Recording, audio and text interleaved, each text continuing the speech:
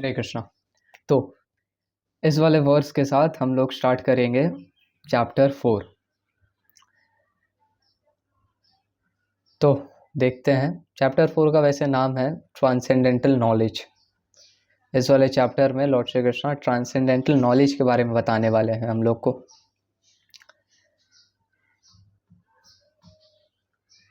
The verse goes like this.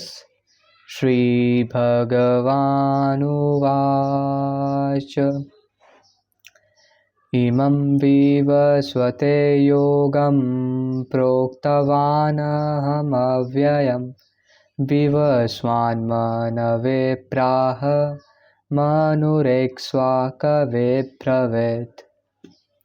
तो श्री भगवान उवाच, the supreme personality of godhead Lord Shri Krishna said, क्या बोलते हैं? इमम, दिस, अव्ययम योगम, दिस इम्पेरिसेबल योगा, प्रोक्तावान हम, आई इंस्ट्रक्टेड, हम इंस्ट्रक्ट किए थे। किसको? विवस्वते, द सन गॉड, विवस्वान। और विवस्वते, विवस्वान एक है, और फिर सन गॉड क्या किए?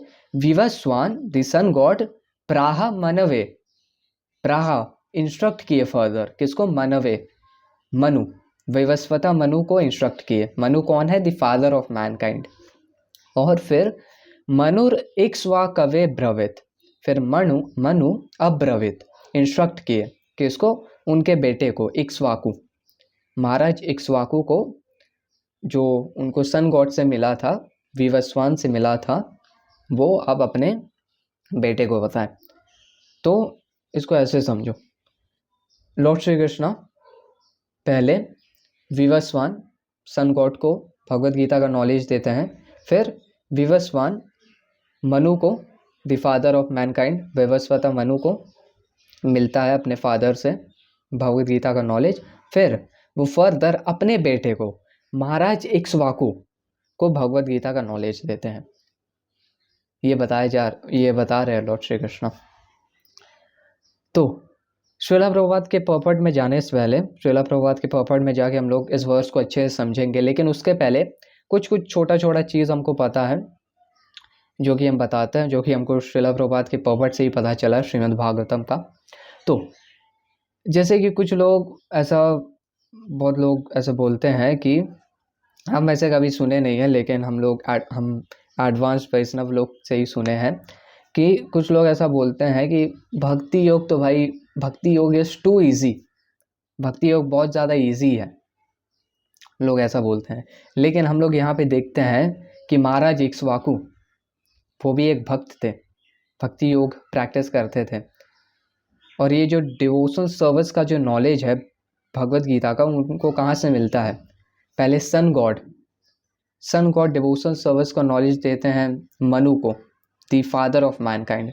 फिर मनु अपने बेटे महाराज इक्ष्वाकु को डिवोशन सर्विस का नॉलेज देते हैं। महाराज युधिष्ठिर, वो भी एक भक्त थे।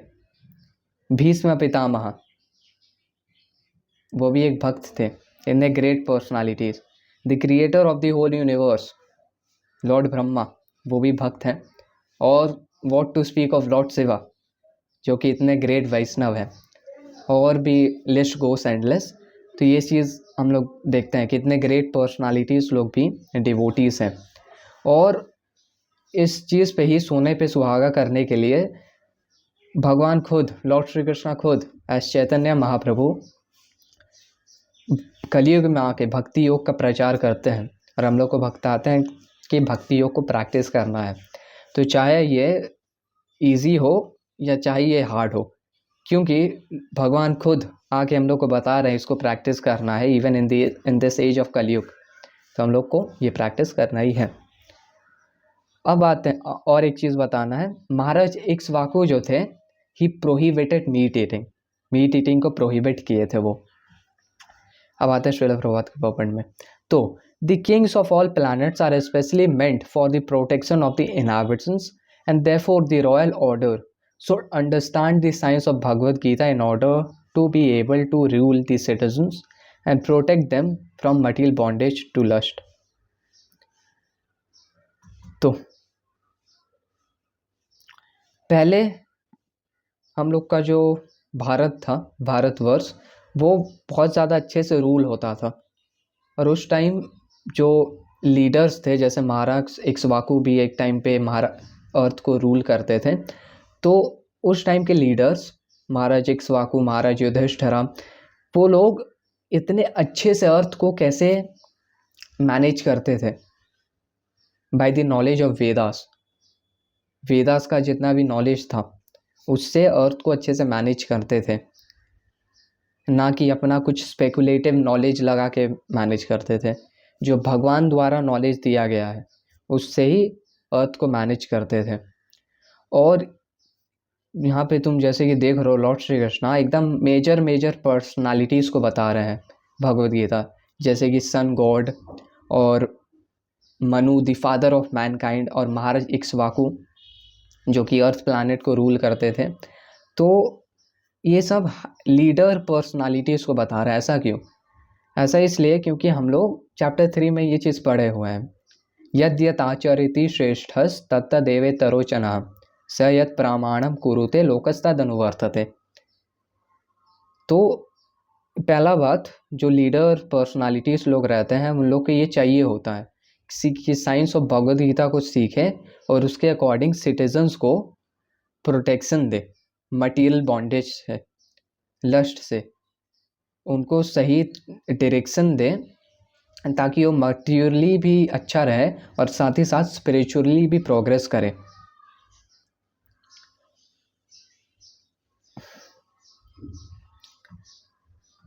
Human life is meant for cultivation of spiritual knowledge in eternal relationship with the Supreme Personality of Godhead, and the executive heads of all states and all planets are obliged to impart this lesson to the citizens by education, culture and devotion. तो ये जो human form of life मिलता है हम लोग को, ये exclusively मिलता है कि हम लोग लॉर्ड श्री कृष्णा के साथ अपना रिलेशनशिप को रिवाइव करें। यहाँ पे लिखते हैं Shrila Prabhupada, for cultivation of spiritual knowledge हम लोग को ह्यूमन फॉर्म ऑफ लाइफ मिलता है, और to revive the eternal relationship with the supreme personality of godhead. लेकिन हम लोग क्या देखते हैं, हम लोग के स्कूल्स में सिर्फ मटीरियलिस्टिक नॉलेज दिया जाता है, जो कि हाँ अनडाउटेडली बॉडी एंड सोल को मेंटेन करने के लिए डेफिनेटली हेल्प करेगा। लेकिन अगर एक इंसान मटीरियलिस्टिक नॉलेज से मान लो मिलियनियर भी बन जाता है एक पॉइंट में, फिर भी उसके लाइफ के एक पॉइंट ऐसा आएगा जब उसका डेथ होगा और जितना भी उसका पोजीशंस है, जितना भी उसका मनी है, जितना भी उसका डिग्री है, इवन हिज ओन बॉडी, उसको छोड़ना होगा और ये सब छोड़ के उसको दूसरे बॉडी में जाना होगा। और ये cycle of birth and death रहता है, जो कि हम लोग को पता है अच्छे से। लेकिन अगर स्कूल के जो भी लीडर्स रहते हैं, जैसे कि प्रिंसिपल हो गया, वो अगर थोड़ा सा भी टाइम दे स्पिरिचुअल नॉलेज के कल्टीवेशन में, ज़्यादा भी नहीं, एटलीस्ट 15 मिनट्स अगर क्लासेस को अगर हरे कृष्णा चैंट करवाते हैं या स्पिरिचुअल नॉलेज देते हैं, तो उससे बहुत ज़्यादा इम्पैक्ट होता है, उससे बहुत ज़्यादा इम्पैक्ट हो सकता है। और उसके लिए जो मेन लीडर्स होते हैं उनको कृष्णा कॉन्शियस बनाना पड़ेगा। वैसे हम लोग देखते हैं कि executive heads of all state, उन लोग को भी साइंस ऑफ भगवद गीता पता रहना चाहिए, जो कि आज हम लोग ऐसा नहीं देखते हैं। लोग फूड, शेल्टर और एंजॉयमेंट, ये सब चीज़ों को नहीं मानते हैं। लोग मानते हैं स्पिरिचुअल फूड, स्पिरिचुअल शेल्टर और स्पिरिचुअल एंजॉयमेंट, जो कि आजकल के जो एग्जीक्यूटिव स्टेट चीफ मिनिस्टर जो भी है, वो ये सब प्रोवाइड नहीं करते हैं।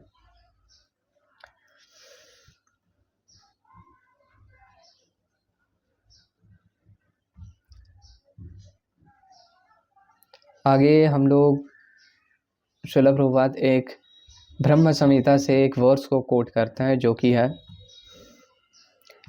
चक्षुरेश सविता सकल ग्रहाणाम राजा समस्त सुरमूर्तिरशेष तेजः यस्याज्ञया भ्रमति संभृता कालचक्रो गोविंदमादिपुरुषं तमहं भजामि।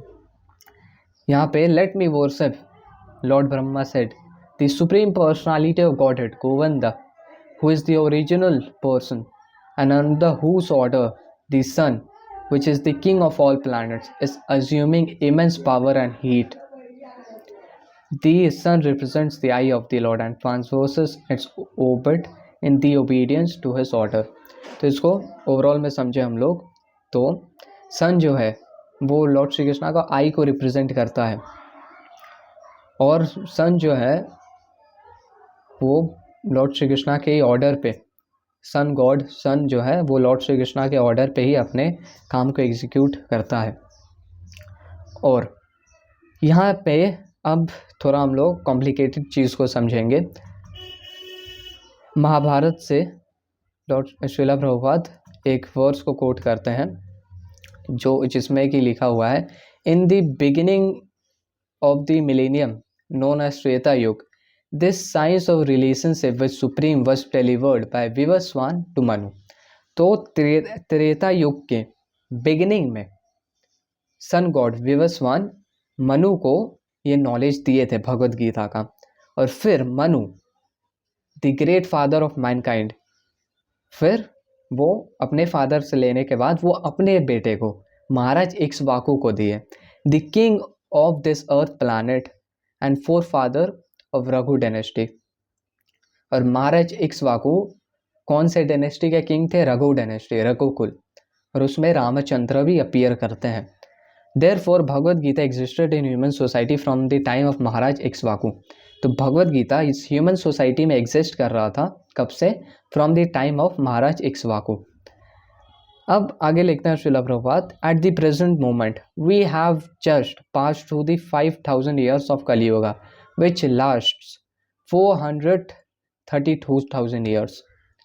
तो अभी हम लोग कलियुग टोटल 432,000 ईयर्स का है कलियुग, और अभी हम लोग बस 5000 ईयर्स ही अभी तक हम लोग का गया है। कलियुग का गया, हम लोग का क्या, कलियुग का गया है, अभी स्टार्टिंग हुआ है बस। बिफोर दिस देयर वाज द्वापर युग, जो कि, और ये हम पिछले वीडियो से बताए जैसे कि कलियुग 432,000 ईयर्स का है, और इसको अगर 2 से मल्टीप्लाई करेंगे, इसको अगर डबल कर देंगे तो त्रेता युग, फिर इसको भी डबल कर देंगे तो द्वापर, फिर इसको भी डबल कर देंगे तो सत्ययुग। तो बिफोर दिस देयर वाज द्वापर युग, कलयुग के पहले, जो कि है 800,000 ईयर्स का, and before that there was Treta Yuga, जो कि है 1,200,000 ईयर्स का। दस सम 2,05,000 ईयर्स अगो, मतलब इसका कैलकुलेशन कैसे गया है, कैसे किया गया है? 5,000 कलयुग का, फिर द्वापर युग 800,000, फिर त्रेता युग, क्योंकि त्रेता युग के बिगिनिंग में इंस्ट्रक्ट किए थे मनु इक्ष्वाकु को, महाराज इक्ष्वाकु को, तो 5,000 यहाँ से, 800 इधर से, और 1 मिलियन ओबियसली 800,000 इधर से, और 1,200,000 को ऐड करें अगर हम लोग तो 2,05,000 years ago Manu spoke Bhagavad Gita to his disciple of and son Maharaj Ikshvaku, the king of planet earth, 2,05,000 years ago. The age of current Manu is calculated to last सम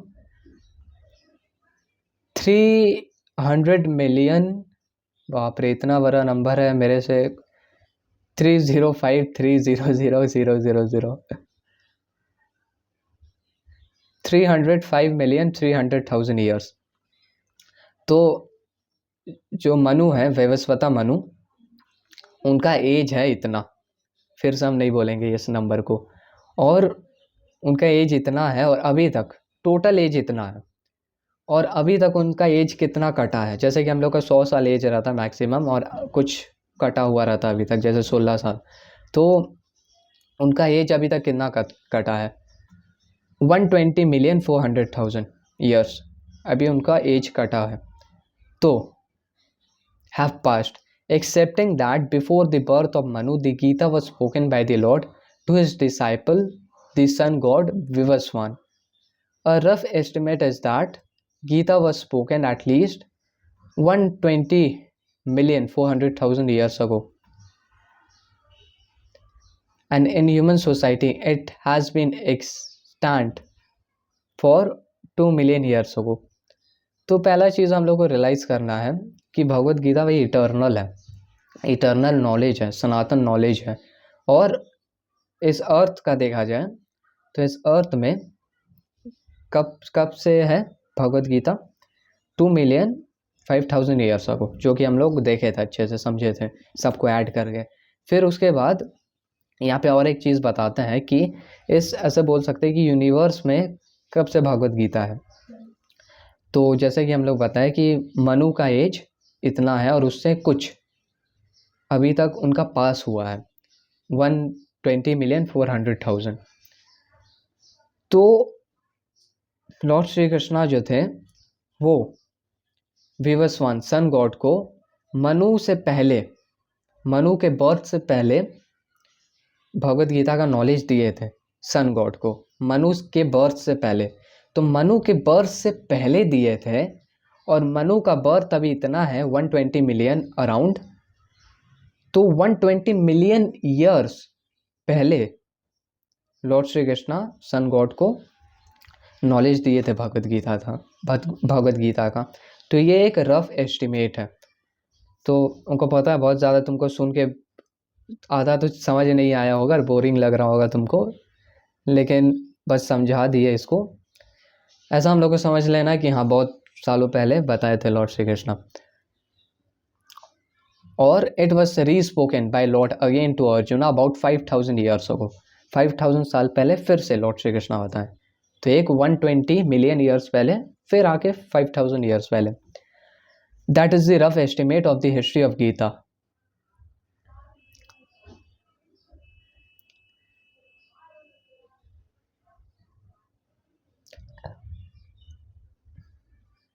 और सन, यहाँ पे श्रील प्रभुपाद बताते हैं कि सन गॉड जो थे वो भी एक क्षत्रिय थे, सूर्यवंश क्षत्रिय। और रामचंद्र भी उसी लाइन में अपीयर किए थे, और क्योंकि वो क्षत्रिय थे तो उनको भी भगवत गीता का नॉलेज दिए थे लॉर्ड श्री कृष्णा, जैसे अर्जुन को भी दे रहे हैं।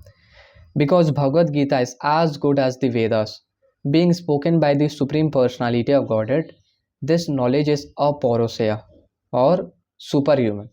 ये जो भगवत गीता का नॉलेज है जो हम लोग अभी सीख रहे हैं, ये सुपर ह्यूमन नॉलेज है। लिटरली हम लोग को सुपर ह्यूमन जैसा फील होना चाहिए इसको सीखते वक्त। और यहाँ पे बहुत इम्पॉर्टेंट चीज़ लिखते हैं श्रील प्रभुपाद की, the Gita must therefore be accepted without mundane interpretation. The mundane wranglers may speculate on the Gita in their own way, but that is not the Bhagavad Gita as it is. Therefore, Bhagavad Gita has to be accepted as it is from the disciplic succession, and it is described herein that Lord spoke to the sun god, the sun god spoke to his son Manu, and Manu spoke to his son Ikshvaku. तो अगर हम लोग यहाँ पे 10 गो speculator को बैठाते हैं और एक रैंगुलर स्पेकुलेटर को बैठाते हैं, मेंटल स्पेकुलेटर, और उनको एक भगवत गीता का कोई एक वर्स देते हैं, तो वो 10 लोग 10 अलग अलग मीनिंग दे देंगे एक वर्स का। तो इसका मतलब क्या, हम लोग 10 अलग अलग मीनिंग एक्सेप्ट करेंगे क्या? नहीं, एक्चुअल में एज इट इज़ हम लोग के पास भगवत गीता तब आता है जब हम लोग डिसाइप्लिक सक्सेशन से इसको एक्सेप्ट करते हैं। जैसे कि एक डिसाइप्लिक सक्सेशन बता रहे हैं लॉर्ड श्री कृष्ण, और श्रील प्रभुपाद भी बता रहे हैं सन गॉड और मनु, फिर महाराज इक्ष्वाकु। हम लोग के श्रील प्रभुपाद जो है वो भी डिसाइप्लिक सक्सेशन में आते हैं, ब्रह्मा के डिसाइप्लिक सक्सेशन में। तो तुम इसको सर्च कर सकते हो गूगल में, ब्रह्मा डिसाइप्लिक सक्सेशन, और वहाँ पे एक फ़ोटो आ जाएगा जिसमें तुम देख सकते हो कि कैसे डिसाइप्लिक सक्सेशन से हम लोग के पास नॉलेज आ रहा है। इन शॉर्ट बता इस वीडियो के लिए, तो लॉर्ड ब्रह्मा भगवान से नॉलेज लेके नारद मुनि को नॉलेज देते हैं। फिर उनसे आते आते बीच में श्री चैतन्य महाप्रभु खुद आगे प्रीच करते हैं, और फिर उनके बाद भक्ति सिद्धांत सरस्वती महाराज, फिर भक्ति वेदांत स्वामी श्रीला प्रभुपाद। तो श्रीला प्रभुपाद हम ये जो गीता का नॉलेज है वो डिसाइप्लिक सक्सेशन में हम लोग के पास एज इट इज लेके आ रहे हैं, और हम लोग को डिसाइप्लिक सक्सेशन में फेथ रखना है, श्रीला प्रभुपाद पे फेथ रखना है। तो ये हम लोग देखते हैं इस वाले वर्स में। तो रैप अप करेंगे इस वाले वीडियो को।